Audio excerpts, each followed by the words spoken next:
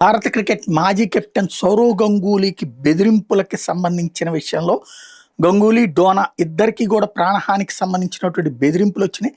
ఎవరో ఆకతాయిలు ఇట్లా చేస్తున్నాను మొదట్లో పెద్దగా పట్టించుకోలేదు. కానీ బెదిరింపు లేఖలు పదే పదే వస్తున్న నేపథ్యంలో పోలీసులు ఆశ్రయించారు.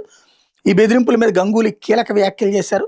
లేఖల్లో ఉన్న ఫోన్ నెంబర్ కలకత్తాకి చెందిందేనని తేల్చి చెప్పారు.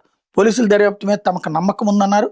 మేము ఇప్పటికే పోలీసులకు ఫిర్యాదు చేశాం, తప్పకుండా వాళ్ళు నిందితుల్ని గుర్తిస్తారని భావిస్తున్నా. ఆ లేఖల్లో ఉన్న ఫోన్ నెంబర్ ఖచ్చితంగా కోల్కతాకి చెందింది. ఆ దిశగా పోలీసులు చర్యలు తీసుకోవాలి, నాకు భద్రత ఉంది అంటూ గంగూలీ చెప్పుకొచ్చారు. అదే సందర్భంలో గంగూలీ దంపతులకు బెదిరింపు లేఖలు పంపిన వ్యక్తి ఉత్తర 24 పరగనాల జిల్లాకు చెందినటువంటి బెల్గారియాకి చెందిన వ్యక్తిగా పోలీసులు అనుమానిస్తున్నారు. అక్కడ కొరియర్ సర్వీస్ ద్వారా ఈ లేఖలు పంపి ఉండొచ్చని ప్రాథమిక విచారణలో తేలింది. ఫోన్ నెంబరు, సిమ్ కార్డు కదలికలను పోలీసులు నిశితంగా పరిశీలిస్తున్నారు. మరి వివరాల కోసం ఇప్పటికే కొరియర్ ఏజెన్సీని సంప్రదించారు.